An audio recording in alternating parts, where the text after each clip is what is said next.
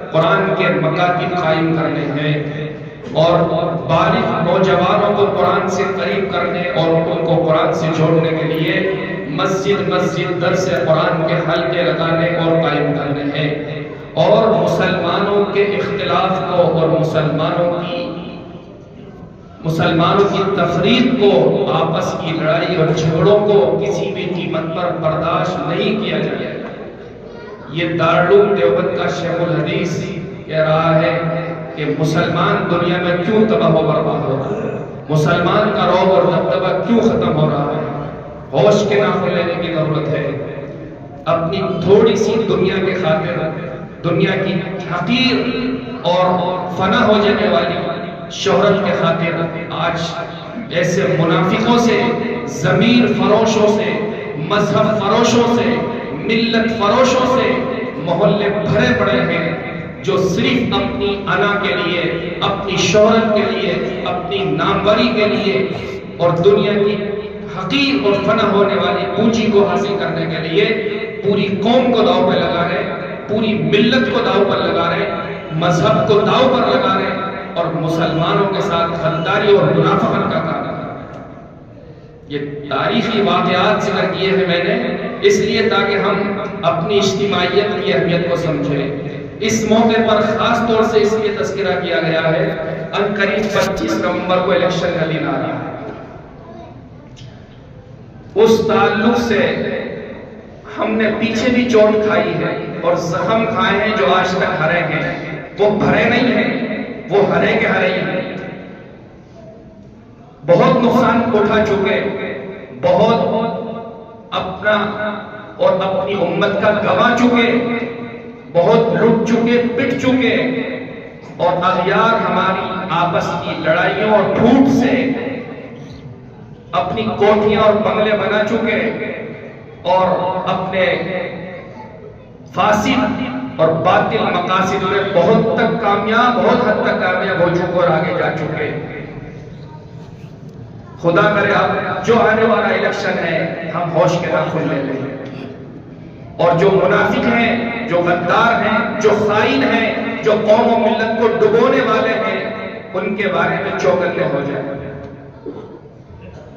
3 چیزیں ہیں ووٹ سے متعلق، ان کو اچھی طرح سمجھ لینا چاہیے۔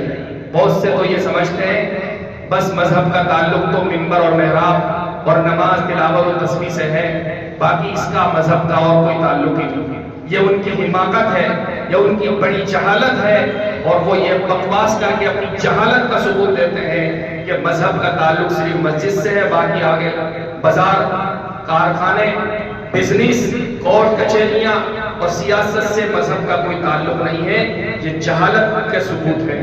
سب سے زیادہ سیاست کرنا ہی دنیا کو اسلام نے سکھایا ہے، سیاست کے سارے اصول ہی مسلمانوں نے سکھائے دنیا کو۔ مسلمانوں سے زیادہ اچھی سیاست نہ دنیا میں آج تک کوئی کر سکا ہے اور نہ شاید آگے دنیا میں کوئی کر سکے۔ اس لیے خوب اچھی طرح سمجھ لینا چاہیے۔ ایک ہے امیدوار جو الیکشن میں کھڑا ہو رہا ہے، اور ایک ہے ووٹر جو اپنا ووٹ ڈال رہا ہے، اور ایک ہے ووٹ۔ تینوں چیزیں الگ الگ ہیں، تینوں کا شرعی حکم کیا ہے اور شریعت میں اس کی کیا حیثیت ہے، خوب اچھی طرح سمجھ لیں تاکہ نادانی اور غفلت کے اندر ہم گناہ کے اندر تعاون کرنے والے نہ ہو جائیں، قوم و ملت کو برباد کرنے والے نہ ہو جائیں۔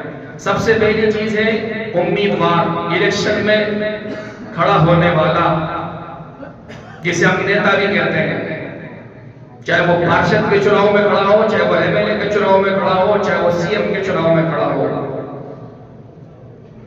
امیدوار اس کی ہے، وہ ہر امیدوار جو الیکشن میں کھڑا ہے وہ 2 دعوے کرتا ہے، 2 چیزوں کا مدعی ہے۔ نمبر 1، میں جس چیز کے لیے لڑنے کے لیے کھڑا ہوا ہوں میں اس کا اہل ہوں، میرے اندر اس کی قابلیت اور صلاحیت ہے۔ اور نمبر 2، میرے اندر امانت داری اور دیانت داری ہے۔ یہ 2 چیزوں کا وہ دعویٰ کرتا ہے۔ اس لیے آپ مجھے ووٹ دو، مجھے جتاؤ، تو میں امانت داری اور دیانت داری کے ساتھ اپنی قابلیت اور صلاحیت سے ملک و ملت اور قوم کی خدمت کروں گا۔ اب اگر آپ نے اس امیدوار کو قابل اور صلاحیت مند پایا ہے اور امانت دار و دیانت دار بھی آپ اسے محسوس کر رہے ہیں، ضرور آپ اسے ووٹ دیجیے، ضرور آپ اسے ووٹ دیجیے۔ آپ کے ووٹ سے جیت کر جتنے کام وہ کرے گا بھلائی کے اور خیر کے، ان سب میں آپ کا حصہ ہوگا۔ اور اگر خدا نخواستہ آپ دیکھ رہے ہیں کہ وہ الیکشن میں لڑنے والا اس صلاحیت کا مالک نہیں ہے، اس میں قابلیت اور صلاحیت نہیں ہے، اس کے ساتھ وہ دیانت دار اور امانت دار بھی نہیں ہے، اب آپ کا ایسے شخص کو ووٹ دینا ظالم کا ساتھ دینا ہے، خائن کا ساتھ دینا ہے، ظالم اور خائن کا ساتھ دینا ہے، اور آپ نے اسے جتا کر جتنے ظلم وہ کرے گا اور جتنے خلاف شرع کام وہ کرے گا ان تمام گناہوں کے اندر اور اللہ کی نافرمانیوں میں آپ کا برابر کا حصہ ہوگا۔ اللہ ہم سب کی حفاظت فرمائے۔ اس لیے خوب اچھی طرح ووٹر کو چیک کر لیں پہلے، وہ اپنی دنیا کے لیے کھڑا ہو رہا ہے، اس میں قابلیت صلاحیت ہے یا نہیں، اور وہ دیانت دار اور امانت دار بھی ہے یا نہیں۔ دوسری چیز، ووٹر جو ووٹ دے رہا ہے اس کی کیا حیثیت ہے؟ شریعت نے اس کی 3 حیثیتیں بیان کی ہیں۔ نمبر 1 یہ شہادت ہے، یعنی گواہی ہے۔ آپ ووٹ دے کر اس بات کی گواہی دے رہے ہیں کہ ہاں یہ آدمی صلاحیت مند بھی ہے، اس عہدے کے لائق بھی ہے، اور امانت دار و دیانت دار بھی ہے۔ تو اگر آپ گواہی دے رہے ہیں تو آپ کو پہلے اچھی طرح جانچنا ہوگا جس کے بارے میں میں گواہی دے رہا ہوں واقعی وہ قابل اور دیانت دار ہے یا نہیں ہے۔ اگر وہ قابل اور دیانت دار ہے تو آپ نے سچی گواہی دی، اگر وہ قابل اور دیانت دار نہیں ہے، آپ نے ووٹ دے دیا تو آپ نے جھوٹی گواہی دی، اور جھوٹی گواہی کبیرہ گناہوں میں سے ہے، کبیرہ گناہوں میں سے ہے جو بغیر توبہ کے معافی ہے۔ دوسری حیثیت اس کی سفارش کی ہے۔ ووٹ دینے کا مطلب ہے آپ سفارش کر رہے ہیں کہ ہاں میرے علم کے مطابق یہ آدمی لائق بھی ہے اور دیانت دار اور امانت دار بھی ہے، میں اس کی سفارش کرتا ہوں۔ اور قرآن نے سفارش سے متعلق بیان کیا ہے مَن يَشْفَعْ شَفَاعَةً حَسَنَةً يَكُنْ لَهُ نَصِيبٌ مِّنْهَا وَمَن يَشْفَعْ شَفَاعَةً سَيِّئَةً يَكُنْ لَهُ كِفْلٌ مِّنْهَا۔ جس نے دنیا میں کسی اچھے کام کے اندر سفارش کی تو اس کو بھی اس کا حصہ ملے گا، اور جس نے کسی برے کام میں سفارش کی تو اس کو بھی اس کا حصہ ملے گا۔ تو اگر آپ نے اس کو امانت دار اور لائق اور قابل سمجھ کر اسے ووٹ دیا تو آپ نے صحیح سفارش کی، اور جتنے آگے وہ خیر اور بھلائی کے کام کرے گا آپ کو پورا اس میں حصہ ملے گا۔ لیکن اگر اس کو خائن، دغاباز، غدار اور منافق جانتے ہوئے، نااہل جانتے ہوئے بھی آپ نے اس کو ووٹ دیا تو آپ نے برے کام کی اور برائی کی سفارش کی ہے۔ وہ جتنے گناہ کرے گا اس عہدے پر رہ کر، جتنے برے کام کرے گا ان سب کا گناہ اسے بھی ہوگا اور آپ کو بھی ہوگا۔ تیسری حیثیت اس ووٹ کی وکالت کی ہے۔ آپ اپنی طرف سے وکیل بنا رہے ہیں کہ میری طرف سے یہ وکیل ہے، میں نے ووٹ دیا یعنی میری طرف سے یہ وکیل ہے، یہ ہماری طرف سے نمائندگی کرے گا۔ اگر آپ نے صحیح وکیل بنایا ہے تو آپ قیامت میں بری ہیں، اور اگر آپ نے غلط آدمی کو وکیل بنایا ہے تو کل قیامت کے دن آپ کا مواخذہ ہوگا۔ اس لیے خوب اچھی طرح سمجھ لیں۔ بہت سے لوگ سمجھتے ہیں الیکشن صرف سیاسی ہار جیت کا نام ہے یا دنیا کے کھیل تماشے کا نام ہے، جس کو چاہے ووٹ دے دو، جس کو چاہے ووٹ مت دو، کوئی فرق نہیں پڑتا، چاہو تو دو، چاہو تو مت دو، کوئی فرق نہیں پڑتا۔ ایسا نہیں ہے، یہ بہت بڑی ذمہ داری کی چیز ہے، یہ بہت بڑی ذمہ داری کی چیز ہے۔ اور تیسری چیز ہے ووٹ، تیسری چیز ہے ووٹ۔ یہ ووٹ آپ کا شہادت ہے، شہادت اور گواہی میں نے عرض کیا، ووٹ شہادت ہے، کم سے کم اس کا درجہ علماء نے لکھا شہادت کا ہے، اور شہادت جھوٹی بھی ہو سکتی ہے اور سچی بھی ہو سکتی ہے۔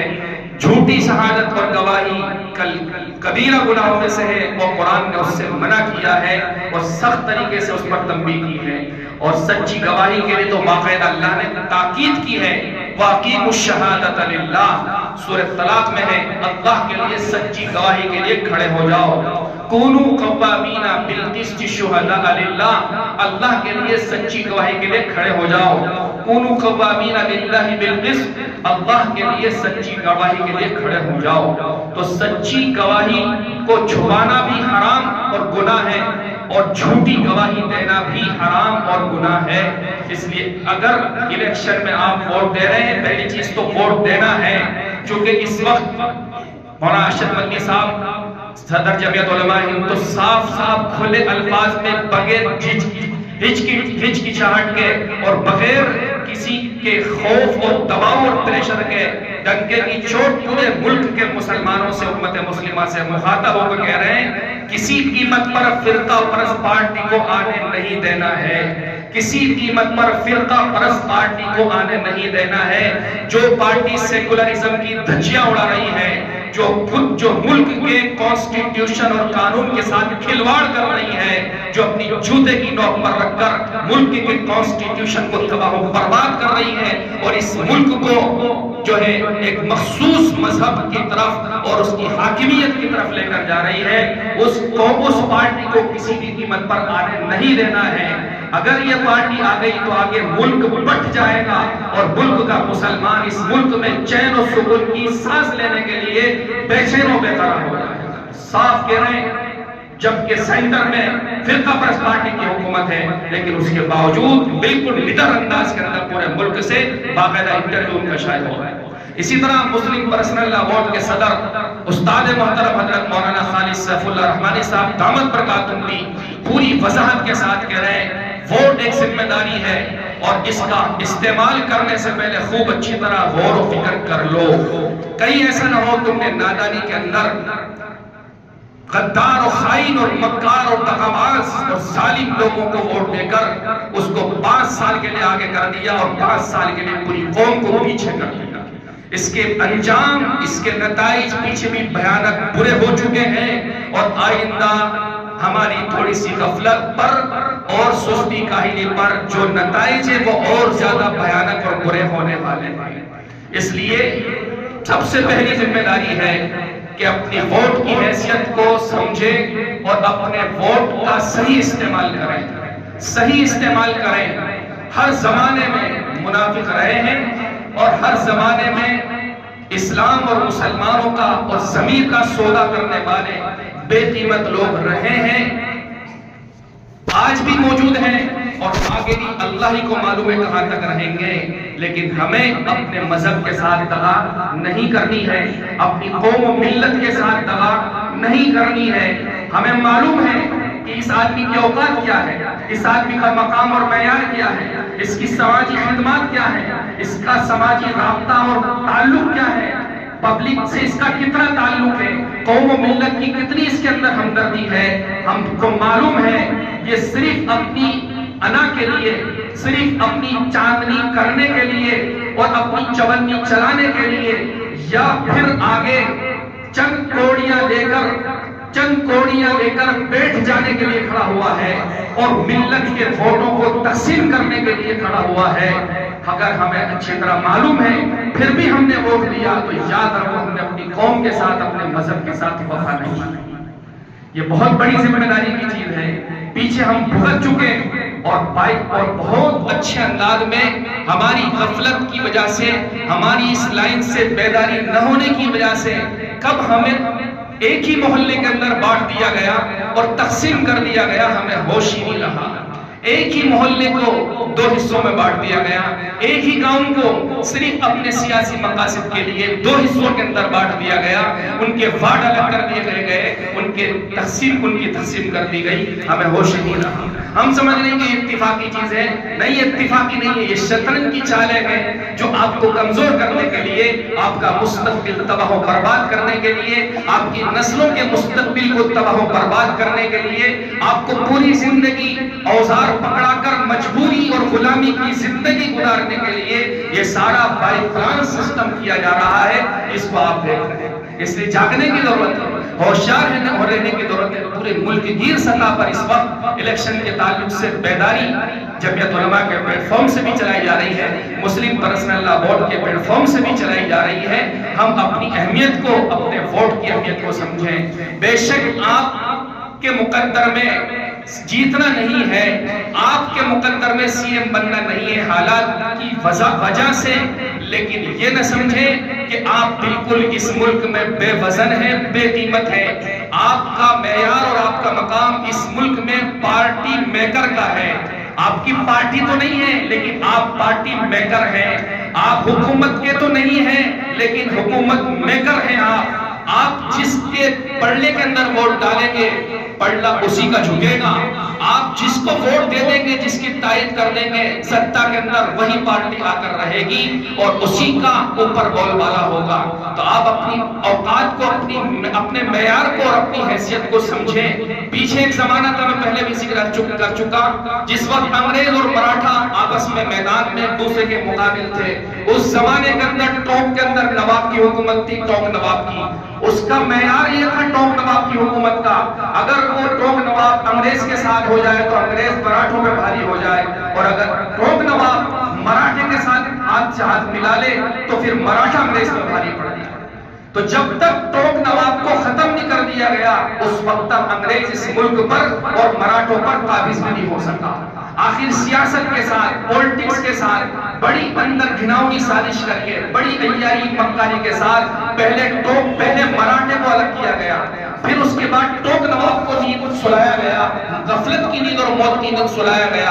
اس کے بعد جا کر اس ملک پر انگریز کا قبضہ ہوا ہے اور انگریز نے 100 سال اس ملک پر حکومت کی ہے، ورنہ مجال نہیں تھی انگریز کی کہ ٹوک نواب کے ہوتے ہوئے وہ اس ملک میں چین و سکون والی حکومت تو کر لے۔ 100 سال ایسے پورا نہیں ہو گئے۔ وہی حال اس کے جب سے جمہوریت اور یہ جمہوری نظام آیا ہے اس وقت سے لے کر آج تک اس ملک میں مسلمانوں کی ہے جو ٹوک نواب کی پوزیشن تھی۔ جس صوبے میں ہو یا جس ضلع میں ہو یا جس وارڈ میں ہو، جس ترازو کے جس پلڑے میں متحد ہو کر اور ایک ہو کر مسلمان نے ووٹ ڈال دیا، وہ پلڑا 100% جھک نہیں ہے۔ تو مائنورٹی میں ہے، تو اقلیت میں، لیکن آپ کی حیثیت ترازو کے پلڑے کو جھکانے والی ہے۔ آپ کے بغیر کسی کا پلڑا جھکے گا نہیں، آپ کے بغیر کوئی اوپر آ نہیں سکتا۔ تو آپ اپنی اہمیت کو سمجھیں۔ اگر آپ نے ضمیر فروشوں کو، ملت فروشوں کو، خود غرض لوگوں کو، سیلفش لوگوں کو اگر آگے کر دیا تو وہ آپ کے ووٹ کو لے کر جو غائب ہوں گے تو 5 سال تک دوبارہ آپ کو شکل نہیں دکھائیں گے۔ پھر آپ روتے پھرے اور ان کے چکر لگاتے پھرے، وہ گھروں پر ان کے جا کر بھیڑ لگاتے رہے، صبح سے شام تک میٹنگ کریں گے لیکن آپ کو وہ منہ نہیں دکھائیں گے۔ کیوں؟ اس لیے کہ آپ نے اپنی ووٹ کی اہمیت کو نہیں سمجھا۔ جب آپ اپنے ہی کے نہیں ہوئے تو آپ دوسرے کے کیسے ہو سکتے ہیں؟ آپ کا ایک ساتھ ووٹ پڑنے کے بعد اگر آپ کا کارندہ اور نمائندہ ہار بھی گیا تب بھی آگے باطل اور فرقہ پرست پارٹیاں اس بات کو سوچنے پر 10 بار مجبور ہوں گی کہ نہیں، ان کا ووٹ ایک ساتھ ہی گرے گا، ان کا ووٹ ایک ہی پڑنے کے اندر گرے گا۔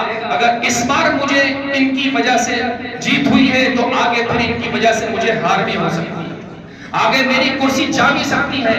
جب تک اس کی کرسی کا تعلق آپ کے ووٹ سے اس کے ذہن و دماغ میں بسے گا نہیں، رچے گا نہیں، اس وقت تک آپ کے ووٹ کی اور آپ کی کوئی اہمیت